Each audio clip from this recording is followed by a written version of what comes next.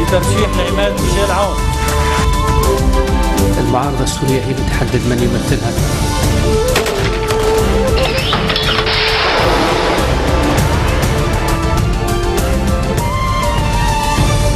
Nouvelle édition de la rédaction, merci d'être au rendez-vous. À la une de l'actualité, c'est bien sûr la conférence des donateurs pour la Syrie, aider et protéger davantage les 13,5 millions de déplacés en Syrie ainsi que les plus de 4 millions de Syriens qui ont fui leur pays. Tel est donc le but de cette conférence qui s'est ouverte aujourd'hui à Londres. L'objectif est de recueillir 8 milliards d'euros. Mais les ONG sont sceptiques et les promesses de dons faites par les États sont rarement tenues. L'année dernière, selon l'organisation Oxfam, seulement la moitié des promesses ont été versées. Antoine Mariotti. Depuis plusieurs années déjà, la Jordanie implore la communauté internationale de l'aider. Le camp de Zaatari, notamment à la frontière syrienne, abrite 80 000 réfugiés et est devenu la 8e ville la plus peuplée du pays. Mais le camp en a accueilli jusqu'à 200 000 ces dernières années. Et les réfugiés syriens sont présents dans tout le pays, comme ici à Amman, la capitale. Cela fait 8 mois que je n'ai pas de travail.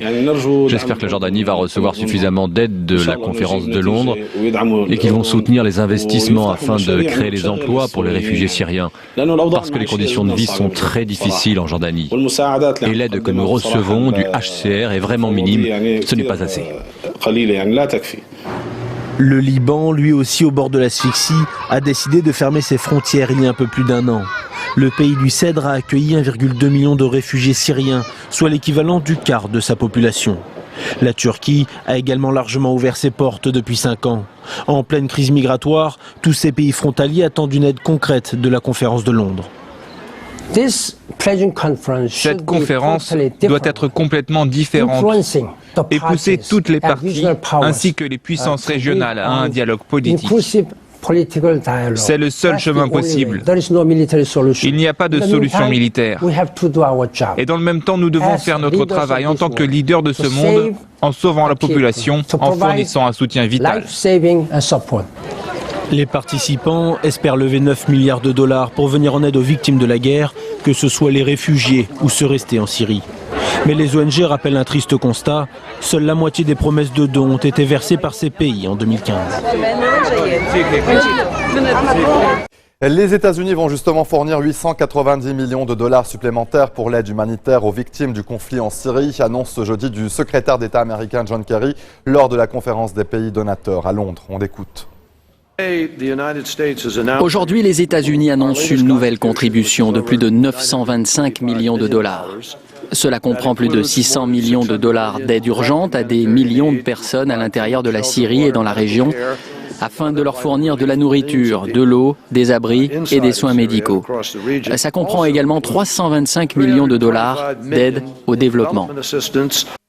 Le Liban ne peut pas subvenir aux besoins des réfugiés syriens. Déclaration du Premier ministre Tamam Salam lors de la conférence des pays donateurs pour la Syrie. Il a rappelé que le nombre actuel de réfugiés syriens au Liban représente le tiers du nombre total des habitants du pays. Il a également insisté sur le fait que la présence des réfugiés syriens doit être temporaire. Pour Salam, la meilleure solution serait leur retour chez eux. Le Liban accueille, je vous rappelle, quelques 1,2 million de réfugiés syriens selon des sources officielles. En Syrie, l'armée poursuit son offensive sur Alep, la deuxième ville du pays. Elle se serait emparée ce jeudi de 2 localités chiites, assiégées depuis 3 ans par les rebelles opposés au président Assad. Antoine Mariotti. L'armée syrienne, appuyée par l'aviation russe, a réussi en 3 jours ce qu'elle n'avait pas réussi à faire en plus de 3 ans. Le constat de l'Observatoire syrien des droits de l'homme montre l'intensité de l'offensive. 320 frappes ces derniers jours, selon l'ONG. Résultat, l'armée a mis fin au siège de 2 villages chiites près d'Alep et repris une route d'approvisionnement menant à la Turquie. Laurent Fabius, le chef de la diplomatie française, dénonce une offensive qui torpille les efforts de paix et prive de sens les négociations en cours à Genève. Washington accuse également Damas et Moscou de chercher une solution militaire plutôt que politique. Il faut rappeler que la résolution 2254 du Conseil de sécurité de l'ONU, que les Russes ont votée, appelle le régime et toutes les parties à cesser les bombardements et les attaques sur les civils. Pas éventuellement, mais immédiatement. Pas bientôt, mais maintenant.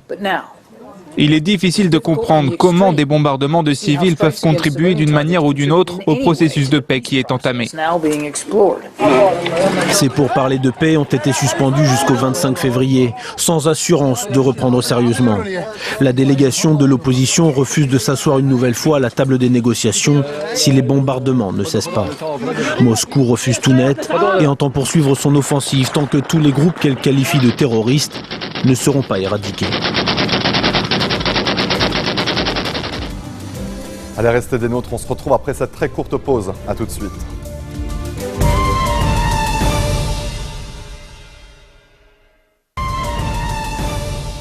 Le procès de Michel Samaha, reporté au 18 février prochain, annonce ce midi de la Cour de cassation militaire. L'ancien ministre témoignait ce matin pour la deuxième fois devant le tribunal militaire depuis sa libération sous caution le 14 janvier dernier.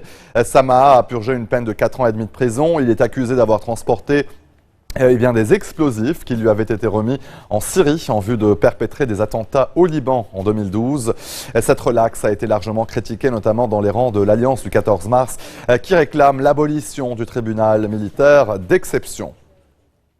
L'armée libanaise poursuit son opération contre l'État islamique à Ersal dans la Bekaa, à la frontière syrienne, une opération spéciale contre une cellule terroriste qui s'apprêtait à attaquer des postes militaires et à commettre des attentats et des enlèvements. Bilan provisoire, une dizaine de djihadistes tués, dont un commandant de l'organisation terroriste et au moins 16 islamistes présumés arrêtés.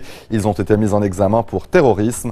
Cette opération de la troupe intervient alors que les combats se sont intensifiés ces derniers jours entre l'État islamique et le front Al-Nosra dans les zones reculées d'Ersal. Vous le voyez, l'armée a d'ailleurs musclé ses positions dans le secteur. Le comité ad hoc chargé de plancher sur la loi électorale a terminé récemment cette mission qui lui avait été confiée par Nabi Berri. Le système de suffrage fait depuis longtemps polémique au Liban. Beaucoup estiment qu'il ne permet pas de représenter fidèlement l'électorat. La commission actuelle doit justement proposer une solution qui fasse le consensus. Alors, quelle pourrait être l'alternative au système majoritaire simple actuel? Nous sommes allés sonder quelqu'un qui connaît très bien ce sujet. Ziad Baroud, ancien ministre de l'Intérieur, répond aux questions de Philippine de Clermont-Tonnerre. Monsieur le ministre, à quel point la loi actuelle garantit-elle la représentativité de tous les électeurs de ce pays? Le problème de la loi électorale est double. Il y a d'abord un problème au niveau de la représentativité des factions multiples qui composent le pays. On est d'accord à dire que le Liban est composé est très diversifié en termes de composition, je dirais pas seulement communautaire, mais aussi politique. Cette diversité, ce pluralisme a besoin d'une loi électorale qui puisse gérer ce pluralisme au mieux, en ce sens qu'il faut donner à chaque groupe sa représentativité réelle, donc essayer de ne pas amplifier la représentativité des uns, ni encore supprimer la représentativité des autres. Cela ne peut pas se faire avec un système majoritaire simple comme celui que nous avons. Comment ça fausse la représentativité? Prenez chez les chrétiens par exemple, parce que c'est le plus courant. On raconte que dans certaines régions, s'ils ont par exemple 30% des suffrages, ils sont incapables d'avoir un seul siège sur 7 par exemple. Prenez le Akkar, où il y a 32% d'électeurs chrétiens. Je regrette de dire les choses comme ça d'une manière très crue, d'une manière confessionnelle, mais c'est comme ça. La loi est comme ça, même si je ne suis pas d'accord. Les 32%, s'ils vont voter, ne peuvent pas changer la donne, parce que dans un système majoritaire simple, c'est le plus grand nombre, c'est la loi du plus grand nombre. Et donc, du coup, ils ne peuvent pas avoir un impact de vote dans ce sens. La représentativité n'est pas faussée uniquement au niveau confessionnel, elle est faussée au niveau politique.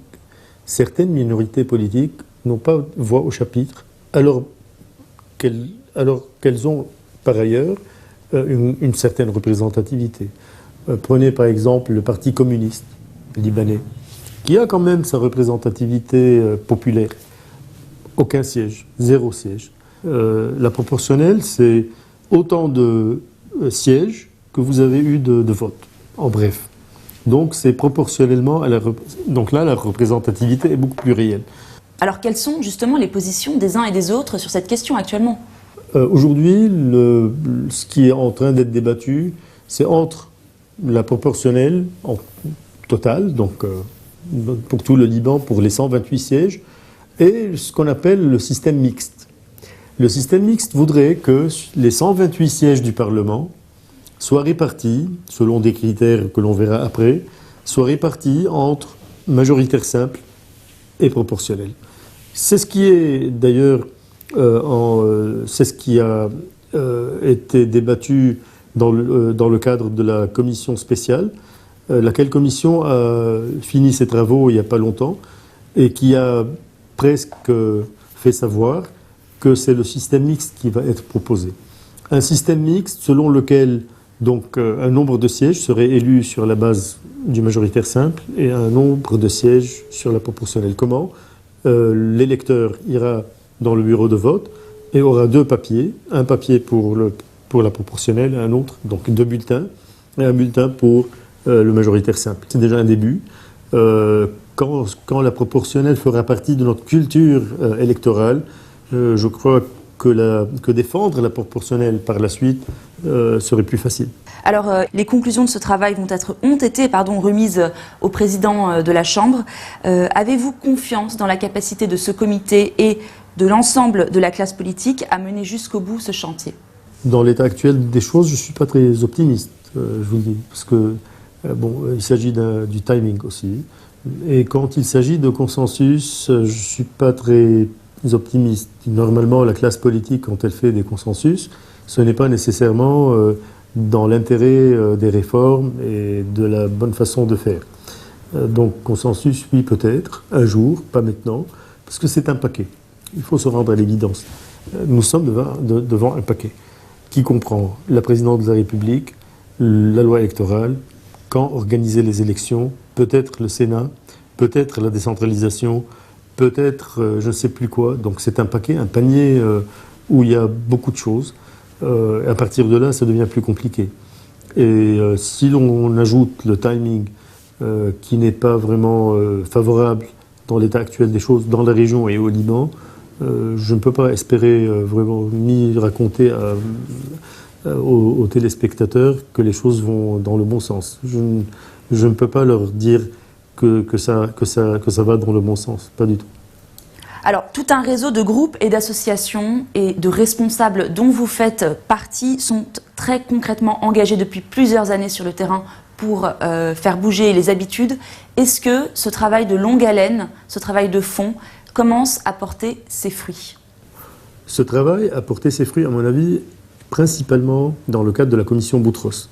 Parce que dans cette commission, il se trouve que 3 des membres de la commission étaient des fondateurs de cette association. Donc, notre ambassadeur aux Nations Unies, Nawaf Salam, Dr Paul Salem et moi-même.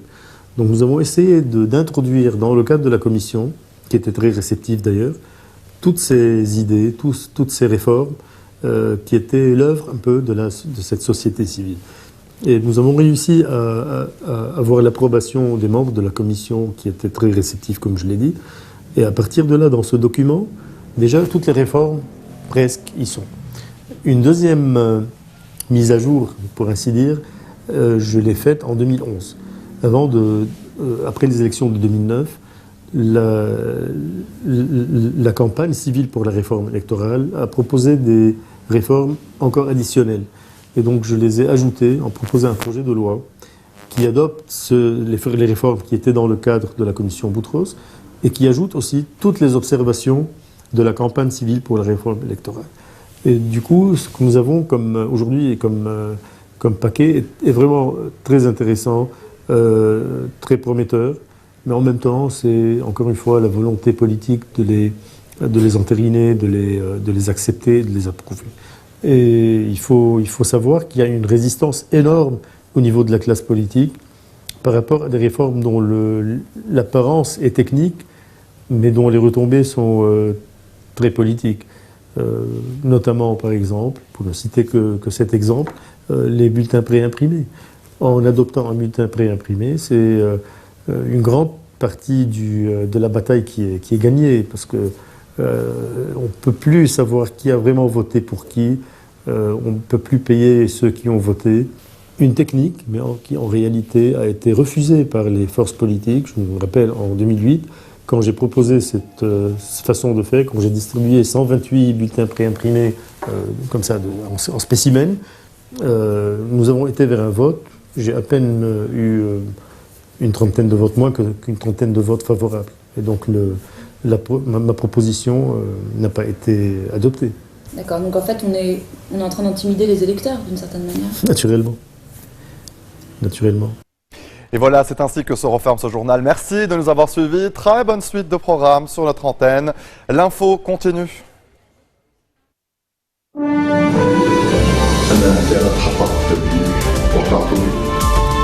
لترشيح لعماد ميشيل عون. المعارضة السورية هي بتحدد من يمثلها.